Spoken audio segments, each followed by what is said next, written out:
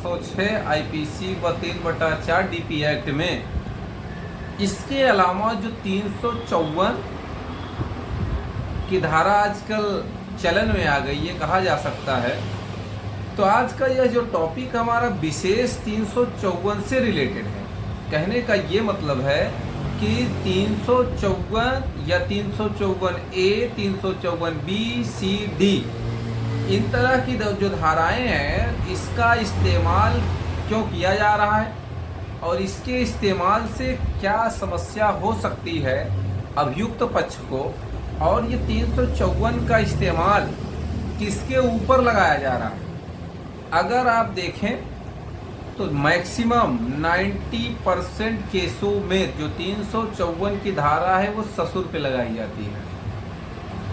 अब जो ये 354 की धारा लगाई जाती है, इस पे ज़्यादा गौर करने वाली बात है कि जो हाई सोसाइटी के लोग हैं, देखिए गरीब वर्ग का दो तरह के लोग हैं, एक आम जनमानस जो गरीब आदमी है वो, और एक जो हाई सोसाइटी के लोग हैं। अब जो हाई सोसाइटी के लोग हैं उनकी शादियां वैसे भी डिले होती हैं, लेट होती हैं, कहा जा सकता है 30, 35, 40 साल में। तो जब 30, 35, 40 साल में शादी हो रही है तो जाहिर सी बात है लड़के का जो पिता होगा अर्थात लड़की का ससुर, उनकी एज 70 साल 60 साल से तो ऊपर हो ही गई होगी। अब जो बंदा 60 साल के ऊपर का है या 70 साल 75 साल का आदमी है, वो क्या छेड़खानी करेगा। दूसरी बात ये जो सबसे बड़ी जरूरी बात है, आपका मैक्सिमम टाइम तो आपके पति के साथ बीत रहा है। अब सवाल ये है भैया पति जॉब पे चला जाए, ड्यूटी पे चला जाए, दुकान पे चला जाए, कहीं और चला जाए, तो आपको बता दें, अब फिर भी मान लेते हैं चला गया, ठीक है, अरे भैया उनकी भी वाइफ तो है, अर्थात लड़की की सास भी तो है, घर में और हैं, बच्चे हैं और लोग होंगे। और एक चीज, क्या उस बूढ़े व्यक्ति को ये थोड़ा सा भी भय डर नाम की चीज नहीं होगी कि भाई हमारा लड़का आएगा तो उससे अगर ये बताएगी तो उसको हमारे बारे में क्या सोचेगा या क्या कहेगा, क्या सवाल जवाब आगे निकल के आएगा। तो आरोप प्रत्यारोप की मैं बात नहीं कर रहा हूँ ना, मेरा ये भी मकसद है कि भैया ठीक है ये आरोप टोटली गलत ही है, जहाँ सही होगा वो अलग की बात है। लेकिन एक हर चीज का जो व्यू होता है परसेंटेज के हिसाब से देखा जाता है कि क्या इसमें परसेंटेज है सच्चाई। तो मैक्सिमम मामलों में झूठा 354 इसलिए लगाया जाता है कि टॉर्चर किया जाए, परेशान किया जाए, जेल भेजने की नीयत रखी जाए। यहाँ तक तो आजकल 376 लगा दिया जा रहा है, जेठ पे लगा दिया जा रहा है, ससुर पे। अरे भैया ससुर 376 की घटना तुम्हारे साथ करेगा है, और जिस दिन ससुर, हम तो कह रहे हैं ठीक है मान लेते हैं करता होगा, कोई भी किया होगा, जो ससुर या जो जेठ 376 जैसी घटना अपने घर में वो करेगा, तो मैं गारंटी से कह रहा हूँ अगर 1% की ईमानदारी है तो जिस हालत में हो तुम उसी हालत में पड़ी रहो, और तुम्हारा पति जब आए तो वो खुद देखे कि तुम्हारे साथ हुआ क्या है। वो लोगों को फांसी पे चढ़वाओ। मैं ये नहीं कह रहा हूँ भैया मैं ससुर के पक्ष में हूँ, जेठ के पक्ष में हूँ, लेकिन भैया मान लेते हैं कि तुम्हारे ससुराल में तुम्हारे साथ 376 जैसी घटना हुई, और 306 अभी एक केस मैं आपको बता दूं, थोड़ा सा समय दीजिएगा। 498 एक के साथ ही उसमें 376, 377, 354 और एफआईआर में हमारे इलाहाबाद की घटना भैया बता रहे हैं, प्रयागराज की एफआईआर में, नैनी थाना क्षेत्र। अब कहने का ये मतलब है उसमें ससुर, जेठ और पति तीनों मिलकर रेप किए, बलात्कार किए, ऐसा कहा गया। और मजेदार बात समझ लीजिए, मान लेता हूं कि ये बात तुम्हारी 100% सही है, उसमें एक मजेदार टॉपिक आपको इसलिए मैं बता रहा हूं, उसमें आईओ ने, दरोगा ने लिख क्या दिया मालूम है? जो बयान हुए, साक्षी हुए, जितने भी गवाही जिसने भी दिया, जो आई विटनेस होता है उसको आई विटनेस किसे बना दिया? लड़की के माता को, पिता को दरोगा ने आई विटनेस बना दिया। अब बताओ, कहने का ये मतलब, जब आई विटनेस तुमने बना दिया, अर्थात जो आंख से देखा हो, ऐसा गवाह जो घटना को अपनी आंख से देखा हो। अब जब घटना को आंख से देखा हो, वो भी किसने? लड़की के माता और पिता ने। वो भी कहाँ घटना बताई जा रही है? लड़की के ससुराल में। लड़की के ससुराल में अगर घटना घटी और लड़की के स्वयं माता पिता सामने बैठे थे, 3 लोग बलात्कार कर रहे होंगे और सामने माता पिता बैठे थे, कोई कृत्य नहीं, कोई एक्शन नहीं, कोई क्रिया प्रतिक्रिया नहीं, कोई मार झगड़ा नहीं, कोई लड़ाई नहीं, अपनी बेटी को बचाने के लिए। भैया ये कैसा न्याय है? हम तो कहेंगे उन तीनों दरिंदों से ज़्यादा तो हैवानियत उसके माता पिता में थी, जो आंख से देख रहे थे। भैया बलात्कार हो रहा है किसी लड़की का, बेटी का, बहन का, और आदमी आंख से देखेगा? सोचो कैसे देखेगा भैया? आई विटनेस है भैया, ये मैं नहीं, डॉक्यूमेंट कह रहा है। मैं क्यों कौन होता हूँ किसी की भलाई बुराई करने वाला? तो कहने का मतलब, अब सवाल ये है, वो गलत है, सही है, क्या है? दरोगा ने गलती कर दिया, गलती से लिख गया, लेकिन वो फेवर किसका हुआ? पति के फेवर में जाएगा कि नहीं जाएगा? पति के फेवर में। फिर ससुराल में 12 बजे रात तुम क्या कर रहे थे? अच्छा ठीक है, वो लड़की के माता पिता थे, कुछ नहीं कर पाए, बांध के रखा, कुछ भी कह सकता है आदमी, चलो ठीक है।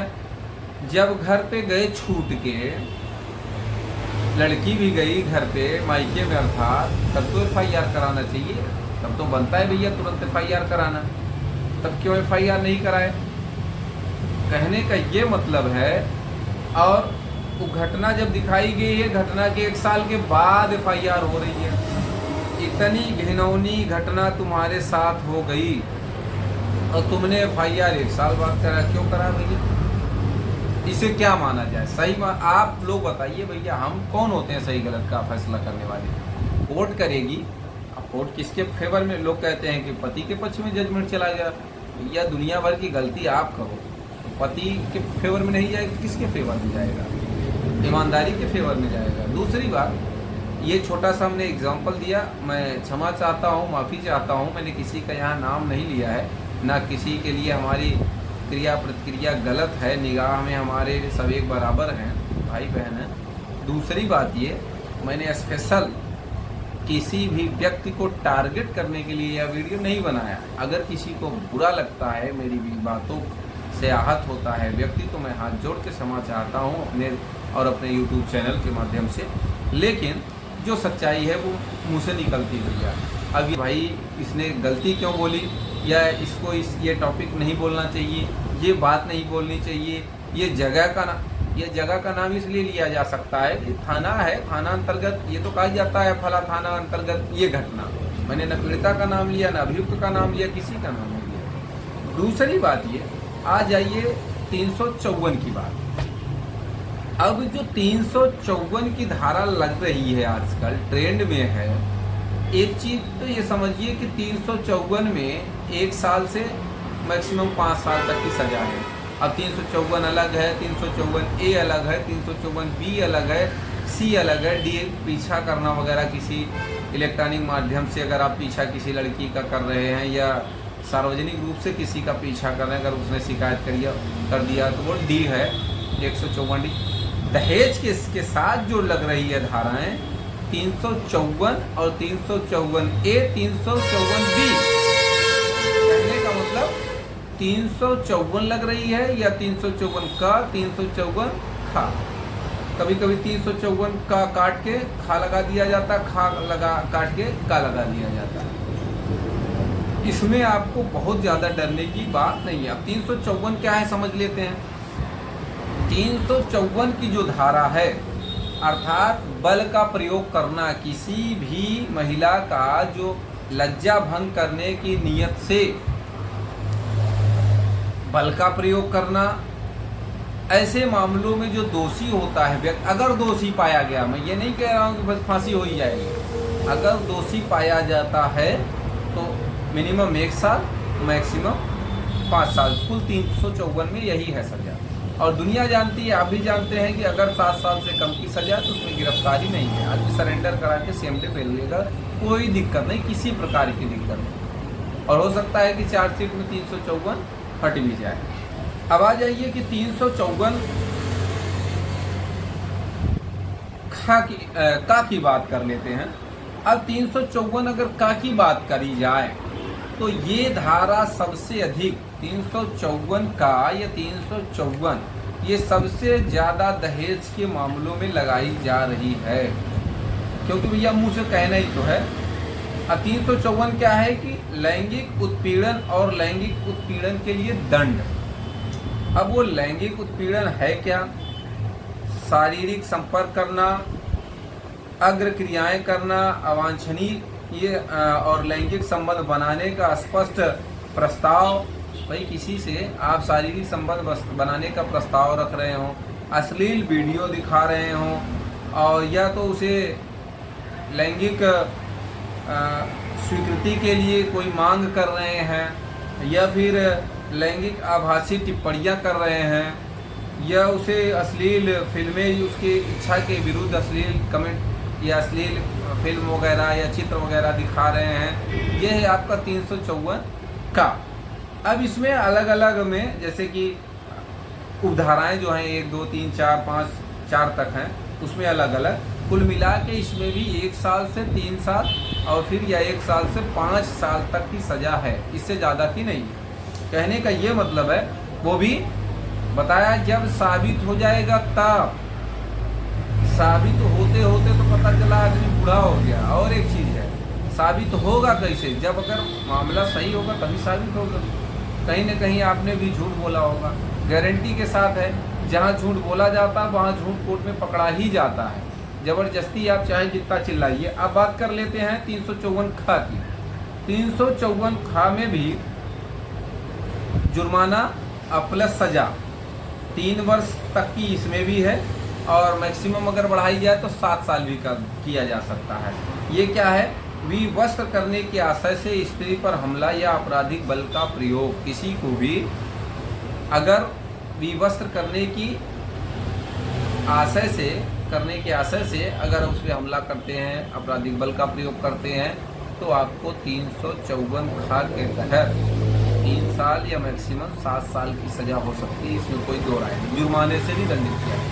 अब सवाल ये है कि अगर आपने अपराध किया तो भाई ठीक है, अपराध जो करेगा तो उसको सजा तो मिलनी चाहिए, लेकिन 498A के साथ या 3/4 DP एक्ट के साथ ये जब धारा जुड़ी रहती है, और सवाल ये रहता है कि यह आरोप प्रत्यारोप किस पे लगाया जा रहा है, किन परिस्थितियों में लगाया जा रहा है, ये भी बहुत मायने रखता है। यहाँ तक कि हमने ऐसे मुकदमे देखे हैं, ऐसे केस देखे हैं, जिस दिन की FIR अर्थात जिस दिन की घटना और जिस दिन की FIR लिखाई जा रही है, उस दिन का पति के पास पत्नी का वीडियो है, ऑडियो है, फोटोज हैं। या कभी कभी तो आपने देखा होगा, मैंने तो साफ देखा है, समझा है केसों को, पता चला एयरपोर्ट पे घूमने गए भैया, एयरपोर्ट पे आपकी लोकेशन है, एयरपोर्ट का टिकट है, और टोल प्लाजा का जो होता है फास्टैग वगैरह वो सब है, तमाम सबूत है। उस दिन तुम उसके साथ मौज मस्ती में निकली हो भैया, घूमने टहलने निकली हो, और उसी दिन तुम FIR दर्ज करा रहे, तो कहीं ना कहीं ये तो तुम भी फंस जाओगी। आशा करता हूँ यह जानकारी आपको बेहद पसंद आई होगी।